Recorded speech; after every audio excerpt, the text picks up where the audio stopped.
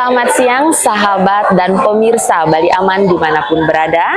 Saya sebagai reporter Bali Aman sedang berada di Kongcobio, Denpasar.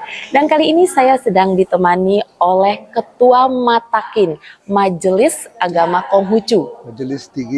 Majelis Tinggi Agama Konghucu Provinsi Bali. Ya, selamat siang Bapak. Siang. Iya, Bapak dengan Ketua Matakin Provinsi Bali ya Bapak ya. Ya. Sebagai narasumber kami pada siang hari ini, Bapak boleh memperkenalkan diri kepada para pemirsa di rumah. Selamat siang para pemirsa di rumah, Wita Tongkian, salam kebajikan. Saya Adi Wense Adinata, Ketua Majelis Tinggi Agama Konghucu Provinsi Bali. Pada kesempatan ini ditemani oleh Ibu dari Bali Aman ya, untuk sekedar bincang-bincang tentang suatu upacara persembahyangan. Ya, benar. Ya. Jadi sahabat dan pemirsa Bali Aman dimanapun berada, hari ini Bali Aman akan mengulas sedikit tentang persiapan persembahyangan King Hoping. Nah, King Hoping ya. Jadi mungkin para pemirsa di luar sana sudah ada yang mengetahui dan mungkin juga ada yang belum. Ya Pak ya. Jadi kita akan mengulas sedikit kegiatan, persiapan kegiatan yang akan dilaksanakan pada hari ini, untuk hari hanya Pak? Tanggal 13 September. Tanggal 13 September. Kalau bulan ininya, bulan Imleknya bulan 7. Bulan 7 tanggal 29. Tanggal 29, tapi biasa untuk tanggal nasionalnya itu jatuhnya tepat di tanggal 13 Pak ya. September, ya. Oke, di tanggal 13 September. Nah, kita pemirsa di rumah pingin tahu nih Bapak, untuk Kongcobio Denpasar sendiri berdirinya itu sejak kapan? Kalau Kongcobio ini sudah lama Bu, dari tahun 1977 peresmiannya. Tahun 1977 sudah berdiri ya Pak ya? Oktober. 9 Oktober 1977. Ya. Berarti memang sudah lama sekali ya, sudah lumayan lama. Itu mungkin saya sendiri belum lahir tuh Pak ya. Iya. Nah, sejarahnya sendiri berdirinya Kongcobio ini seperti apa Pak? Ya, begini Bu, menurut dari tetua kita dulu, ini agama Konghucu dulu kan dikenal sebagai agama yang diadut oleh umat Tionghoa pada khususnya yang masih melaksanakan persembahyangan pada umumnya. Pada umumnya, ya benar. Nah, dari kondisi seperti itu, jadi siar agama itu belum ada. Oke. Masyarakat mengenalnya cuman itu tradisi gitu. Tradisi ya. Jadi, kalau orang bilang istilah Balinya sastra. Sastranya, ya, oke. Gitu. Itulah yang kita gali kembali karena memang itu kita perlukan untuk tahu makna persembahyangan yang dilaksanakan. Oh, iya. Karena umat selama ini kan tahunya itu tradisi, kita sembahyang ini itu itulah. Jadi, ya, banyak jenis sembahyangnya. Satu-satu kita sudah gali dan pelajari sehingga umat mendapat itu pandangan atau wawasan yang lebih ritual persembahyangan apa aja itu yang mereka laksanakan. Oh, jadi seperti itu ya Pak ya. Nah, untuk umatnya sendiri nih Pak, untuk umatnya sendiri sampai dengan sekarang tahun 2023 sudah berapa umatnya kalau khusus untuk di Kongcobio Denpasar ini? Kalau umat biasanya pada saat-saat event sembahyang itu banyak yang datang, atau pada umumnya mereka pasti melaksanakan ritual itu. Berarti memang tidak ada angka, kita tidak bisa menghitung ya. Berarti memang terbuka untuk umum yang beragama Konghucu yang ingin melakukan persembahyangan di sini boleh. Seperti itu ya Pak ya. Tempat itulah seperti ini kita tahu di data kependudukan masih yang belum mencantumkan agamanya sesuai dengan ritual yang dilaksanakan. Oke, baik. Nah untuk kegiatannya nih Pak, kegiatan yang dilakukan di Kongcobio itu seperti apa? Nanti pada hari H-nya tanggal 13 September itu kita di depan di halaman Kongco ini kita melakukan suatu persembahyangan. Jadi persembahan itu biasanya kita buat dalam bentuk tumpeng. Dalam bentuk tumpeng ya. Ya, jadi umat-umat yang ingin mempersembahkan persembahyangan itu biasanya ini kita fasilitasi di Iya. dojo ini dengan membuatkan tumpeng, tentunya dengan ada inilah donasi sedikit untuk biaya Oke, untuk persembahyangannya itu ya Pak ya. Ya. Jadi prosesinya nanti yang pada tanggal 13 itu akan ada persembahyangan di depan kelentengnya ya. Umatnya akan datang banyak ya. Jadi setelah persembahyangan itu apakah ada kegiatan-kegiatan lain Pak? Kalau kali ini persembahyangan itu khusus itu, Bu. Khusus itu Jadi saja ya untuk makan tanggal waktu berapa lama nanti prosesinya.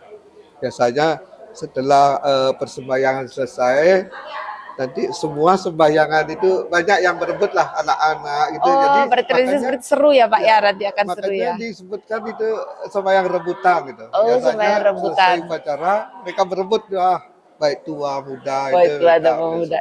Ya. Nah, untuk persembahyangan King Hoping ini sendiri, Ya. itu ditujukan atau maknanya untuk siapa nih Kak? Nah gini, kalau persembahyangan ini kan masuk jenis sembahyang kepada leluhur. Kepada leluhur ya. Pada saat tanggal 13 September itu kita khususnya bersembahyang kepada leluhur yang jauh. Yang jauh. Yang kita tidak sempat selama ini misalnya sembayangi. Mungkin Iya, karena pergi jauh ke kota dari luar tempat asalnya.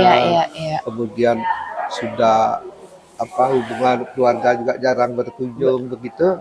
Nah, jadi setelah kita mengingat tuh pada saat inilah kita sebagai generasi berikutnya mempersembahkan persembahyangan itu, mendoakanlah beliau tenang di alam sana. Di alam sana. Karena ada kepercayaan gini.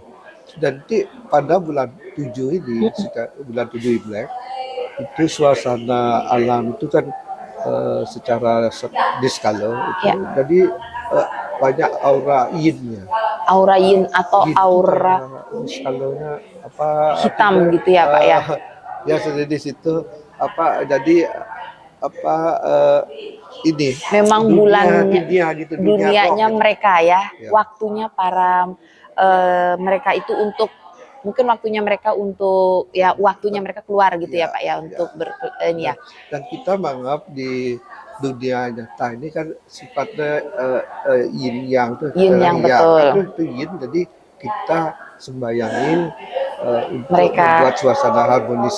Jadi roh-roh yang artinya yang memang kita belum sempurna lah gitu. Iya betul. Dulu diupacarai kita sembayangi. Ya. Agar mereka mendapatkan menemukan tempat yang baik seperti itu.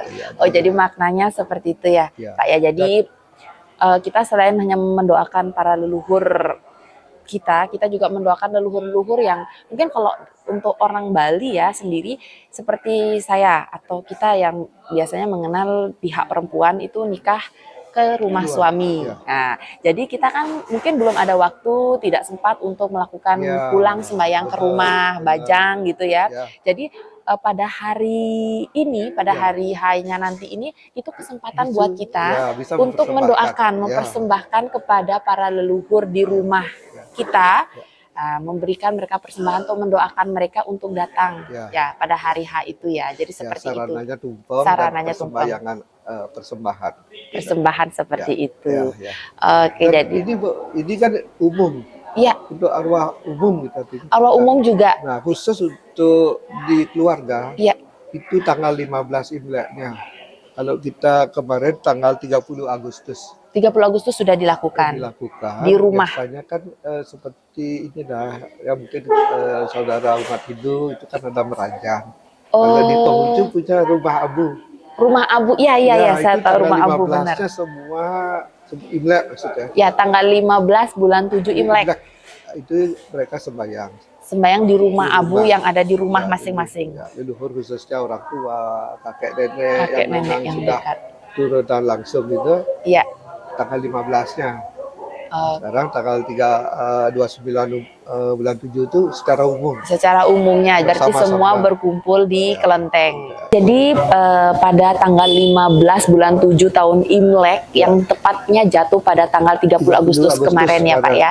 Itu sudah sebenarnya sudah dilakukan persembahyangan di rumah masing-masing yang kita kenal dengan rumah abu. Rumah abu. Kalau di orang Balinya itu kita punya merajan ya, merajan yang ada berada di rumah masing-masing. Jadi itu sudah kita lakukan persembahyangan dan pada tanggal 29 bulan 7 tahun Imlek yang tepatnya akan jatuh pada tanggal 13 nanti, 13 September 2023 ini baru akan dilakukan persembahyangan secara umum di tempat-tempat ibadah pada umumnya ya seperti itu. Mengambil tanggal 29, tapi tempat ibadah lain ada juga yang kadang-kadang di luar tanggal 29. Oh, gitu. jadi tidak semua tempat ibadah dilakukan pada tanggal 29.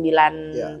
Ada sekitar waktu itu ada tanggal 15 sampai 29 itu biasanya kan. Oh, berarti boleh milih di antara tanggal biasanya itu. Tempat lain seperti itu. Oh iya. Tergantung umat yang tergantung persetujuan umat di situ ya. Kapan, Tapi khususnya untuk Kelenteng di Koncobio ini akan dilaksanakan pada tanggal 13 September 2023 nanti ya Pak. Ya. Nah, nanti di acara hari hanya itu dengar-dengar katanya akan ada pertunjukan barongsainya. Ya. Apakah itu benar Pak? Gini Bu, biasanya kalau ada perayaan atau event-event persembahyangan, kita selalu ada itu. Mengadakan. Ya, cuman nanti tergantung umat, kalau biasanya penuh ini karena ruangannya terbatas. Ya, kalau asal bisa kita biasanya pertunjukannya dilaksanakan.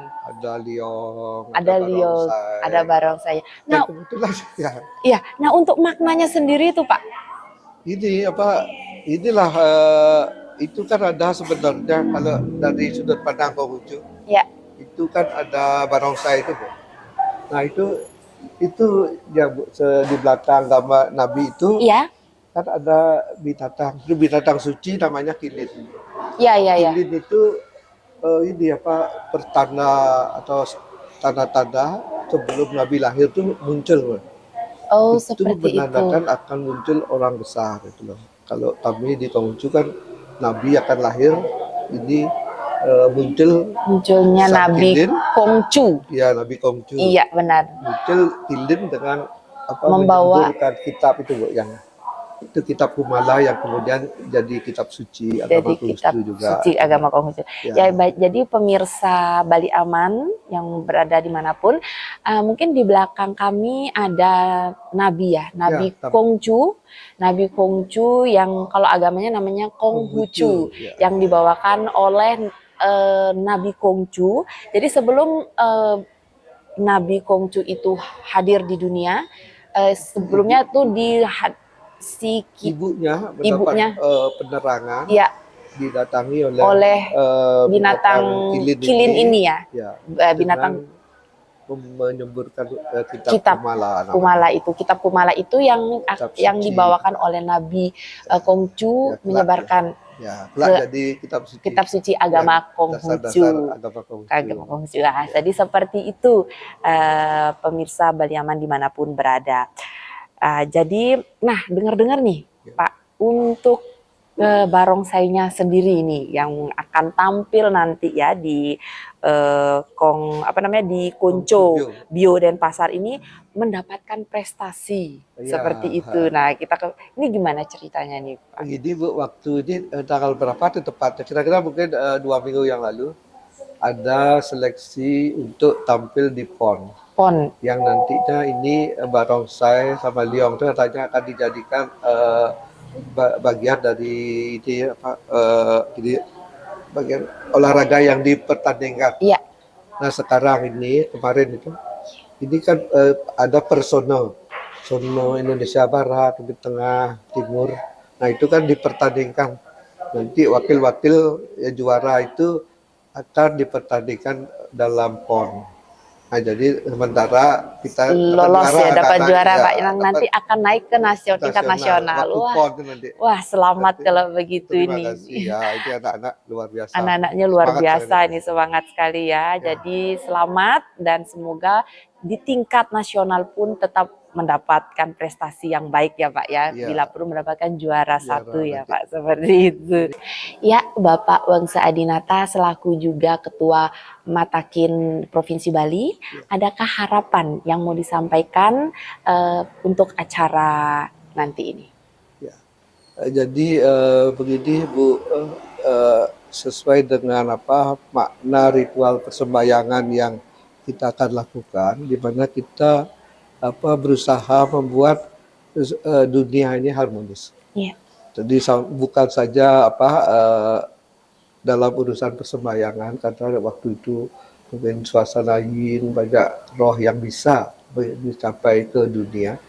Nah, itu kita buat suasananya harmonis sehingga roh-roh yang masih belum mendapatkan tempat yang baik, yang kita istilahkan masih roh yang mengembara. Iya, gitu. benar. Jadi kita buat harmonis suasananya. Jadi mereka kita persembahkan persembayangan sesajian dengan harapan seperti itu. Dengan harapan Nah, seperti itu. secara realnya juga kita di dunia ini kan itu kehidupannya nyata. Betul. Sebaiknya antara umat begitu kita Harmonis ya. Karena kehidupan ada plus sama Minnya. Baik buruk itu kan pasti selalu ada berdampingan. Bagaimana kita membuat filosofi harmonis ini membuat suasana itu tetap harmonis ya. Seperti listrik. Ya betul. Plus minus sambungannya. Hidup baru ada terang. Baru ada gitu. terang. Ya, benar. Baru bagus itu. Betul ya. ya. Kita harapkan. Diharapkan pada acara ini. Ya, itu filosofinya juga dan juga memang ini Bu nanti kalau memang ada orang-orang yang bisa melihat gitu ya dunia lain begitu. Iya. Nanti pada hari H itu mereka banyak melihat berkumpul. Katanya banyak roh-roh yang datang yang kita sembayangi di tumpeng itu kan kita buatkan namanya siapa yang kita persembahkan. Oh, jadi di tumpeng itu nanti nama-nama dari yang sudah itu ditempel gitu ya? Seperti tadi masder itu misalnya. Iya. Kita menghormati, kita juga persembahkan percayaan dan orang pintar seperti itu loh. Melihat, bisa melihat. Siapapun yang kita persembahkan itu mereka hadir. Mereka hadir pada saat itu ya. Kalau yang kenal mungkin tahu ini si ini, tapi pada umumnya seperti itu. Pada umumnya seperti itu. Jadi bagi orang-orang yang mungkin punya penglihatan seperti yang kita kenal mungkin indigo atau memiliki indera keenam ya. Jadi mereka juga bisa pada hari H itu melihat bahwa orang-orang para leluhur yang kita panggil itu, yang kita sembahyangi itu mereka hadir pada saat itu ya. Merinding saya ceritain gitu. Benar. Jadi memang maknanya ini sangat sakral, benar-benar sangat luar biasa. Dan tujuan kita juga melakukan ini seperti yang tadi Bapak katakan bahwa ini untuk menjaga keharmonisan. Jadi harmonis itu bukan hanya ada di dunia nyata saja, tapi di dunia mereka juga perlu keharmonisan supaya dunia ini kan memang butuh energi yang seimbang ya kan Pak ya. Dua bineda kalau katanya orang Bali dan yin yang kalau di Cinanya ya Pak ya. Iya, jadi ada dua energi yang memang harus seimbang. Ya, kalau tidak seimbang maka kalau salah satunya yang lebih akan kacau, hancur juga ya gitu. Baik, terima kasih Bapak atas waktunya yang sudah menjelaskan kepada kami pemirsa Bali Aman dimanapun berada atas makna daripada upacara ini.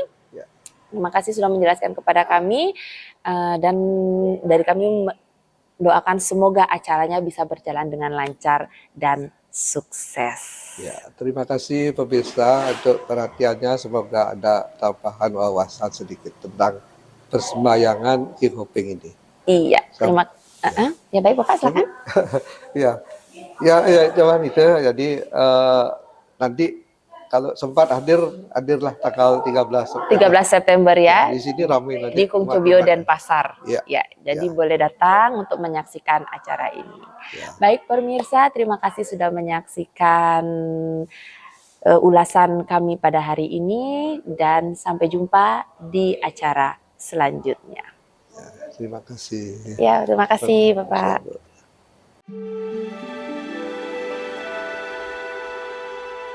Insyaallah.